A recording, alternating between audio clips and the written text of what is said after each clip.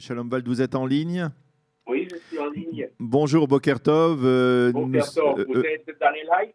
Voilà, je suis Daniel Haïk. Nous sommes en direct sur studiocalita.com et ensemble, je voudrais que nous parlions d'un de vos domaines de prédilection, on va dire. Vous êtes un expert dans les relations entre Israël et l'Inde, et nous voudrions parler avec vous justement de la teneur de ces relations aujourd'hui, alors que l'on attend avec impatience, on peut le dire, à Jérusalem, l'arrivée du Premier ministre indien Modi, une visite historique puisque c'est la première fois qu'un Premier ministre indien arrive en Israël et effectue une visite en Israël, et c'est à l'occasion du 25e anniversaire de l'instauration des relations diplomatiques entre les deux pays. Alors, comment définir aujourd'hui, 25 ans donc après, la teneur de ces relations entre les deux pays? Écoutez, les relations entre Israël et l'Inde ont monté, se sont améliorées depuis 25 ans. Modi est la culmination et finalement l'éclosion d'une longue période, mais c'est quand même aussi une révolution. Le fait que le deuxième pays en taille du monde, qui dans 20 ans va être le premier pays qui va dépasser l'Inde et a changé sa politique d'une façon dramatique, d'une politique de réserve, même d'hostilité officielle, vers une politique d'amitié ouverte. Alors, pour nous, une révolution. Tout cela, c'est à mettre au crédit uniquement d'un homme, de Modi, ou alors cette tendance, elle existait ailleurs? Non. Je serais assez soucieux si ce serait uniquement Monsieur Modi. Modi a été élu par une nouvelle génération d'Indiens, une classe moyenne professionnelle qui s'en fout du tiers-monde et de la Palestine. Oui. Et le tiers-monde, l'Inde était le guide du tiers-monde. Le tiers-monde n'intéresse plus cette nouvelle classe indienne, n'intéresse plus les professionnels, n'intéresse plus les jeunes. Et c'est ça ce qui a permis à Modi de changer sa politique. Modi était un ami d'Israël et des Juifs d'ailleurs. Il ne faut pas oublier, on n'insiste pas ici dans le pays, à Israël, où on est fier d'être indépendante, on n'insiste pas sur l'importance du fait juif, mais il y a une admiration.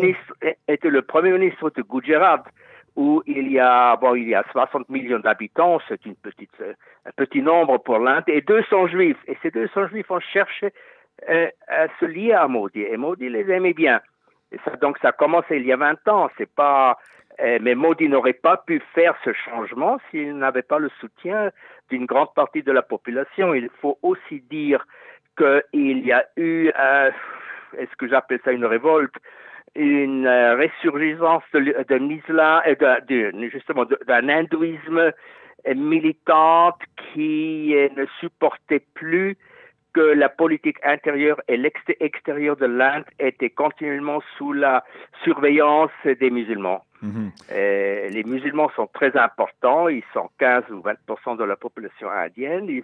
L'islam fait partie de la culture, de l'histoire de l'Inde, personne ne peut ignorer ça. Mais pas l'islam intégriste. Pas l'islamisme. Non, pas. Bon, il y a des groupes intégristes. La grande majorité des musulmans indiens veulent être indiens, ils n'ont aucune envie d'être pakistanais. Ils voient la catastrophe du monde musulman autour d'eux, des États en faillite un après l'autre, donc ils veulent être indiens, mais ils veulent aussi être respectés, et émotionnellement, ils sont plutôt du côté arabe, pas de notre côté, même s'il n'y a pas cette haine contre Israël qu'on trouve chez nos chers voisins. C'est la raison pour laquelle on peut expliquer finalement que Modi vienne en Israël pendant 3 jours, et il ne va pas se rendre à Ramallah, pas de rencontre avec un responsable palestinien, avec Mahmoud Abbas. Il y a une volonté de séparer totalement le positionnement, on va dire. Voilà. Exact, ça c'est nouveau, et nous aimerions bien que les autres États suivent. Ça serait à suivre, on peut avoir de bonnes relations avec les Palestiniens, mais cette idée que tout sourire envers Israël doit être payé par 2 sourires envers les Palestiniens, c'est une fausse idée. On peut avoir de très bonnes relations avec les 2 côtés, mais on ne fait pas dépendre les relations d'Israël avec Israël de la bonne volonté des Palestiniens. Alors, est-ce qu'on peut dire qu'il y a une sorte de communion de destin entre le peuple indien et le peuple en Israël? Ce sont deux peuples, deux États qui ont été créés de l'occupation britannique, qui se sont libérés de l'occupation britannique quasiment à la même époque. Il y a peut-être, ce sont deux peuples, le peuple juif, le peuple indien, qui ont une certaine richesse, on va dire, spirituelle. Il y a comme ça ce rapprochement, au-delà de tous les rapprochements dont on va peut-être parler aussi de la technologie, de la lutte contre le terrorisme. Il y a aussi cet élément? Écoutez, il faut pas avancer trop vite. Il faut pas oublier qu'il y a quand même aussi des problèmes religieux. Il faut définir l'hindouisme. Il y a beaucoup de juifs orthodoxes qui voient dans l'hindouisme une avodah zarah avec laquelle on ne peut pas négocier, mais il y a d'autres interprétations. Le Rav Adinstein Salz a expliqué que l'hindouisme n'est pas plus polythéiste que le christianisme. Alors nous savons par nos sages que nous ne devons pas considérer les chrétiens comme avodah zarah, comme Akum, comme etc. Sinon on ne pourrait pas commercer avec eux. Cela dit, c'est bien gentil ce que vous dites, mais une grande partie des Indiens ne savent rien du judaïsme, ne savent pas ce qu'est Israël. Un tiers des Indiens sont analphabètes. Il y a un très grand chemin à faire pour l'Inde. Donc, on n'y est pas encore, mais on peut y arriver. Alors, il faut que les deux nations se comprennent mieux. Il faut que les Israéliens commencent à comprendre que l'Inde n'est pas seulement un pays exotique et bon marché où on peut faire ce qu'on veut, comme font certains jeunes Israéliens, mais une puissance géopolitique qui peut être très importante pour nous. Pour nous, une des grandes priorités que je souligne dans mon livre, India, Israel and the Jewish People, c'est d'avoir une politique culturelle massive. C'est la partie la plus faible de nos relations. Les Indiens, une grande partie des Indiens ne savent rien de nous. Ils savent rien. Ils n'ont aucune idée de ce qui est juif, ils ne savent pas où est Israël, ni ce qu'est Israël. Maintenant, ils commencent à apprendre, parce que si vous regardez les médias indiens, ils parlent énormément d'Israël et de la visite de M. Modi. M. Modi est important pour eux, et c'est peut-être le dirigeant indien le plus important depuis Gandhi et Nehru.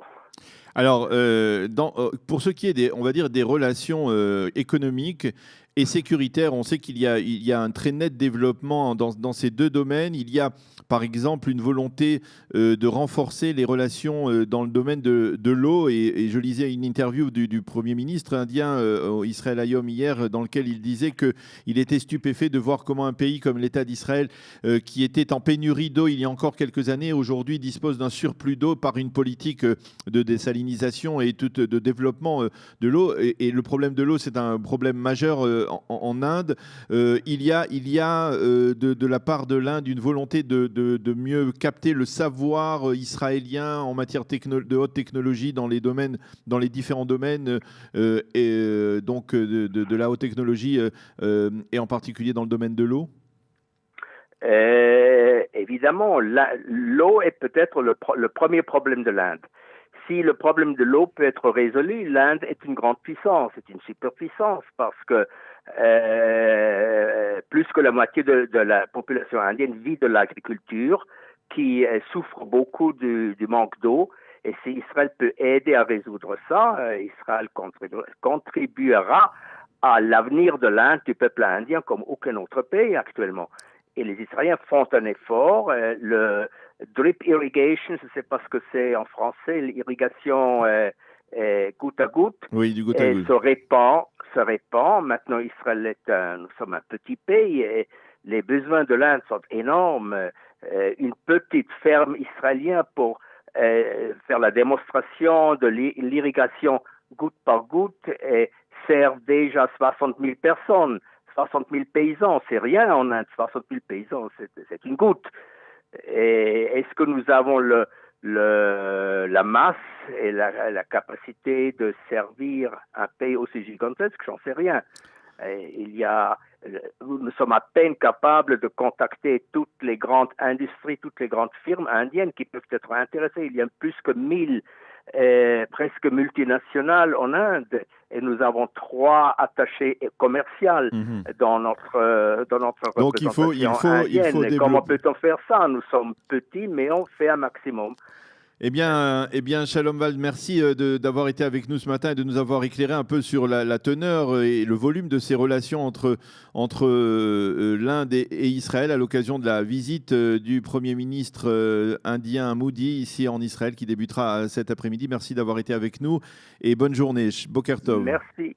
Boker Tov. Voilà, alors nous étions donc avec Shalom Wald qui est chercheur au GPPI, à l'Institut de politique et de planification du peuple juif qui est affilié à l'Agence juive et qui nous a donc bien éclairé sur la teneur de ces relations. Et donc...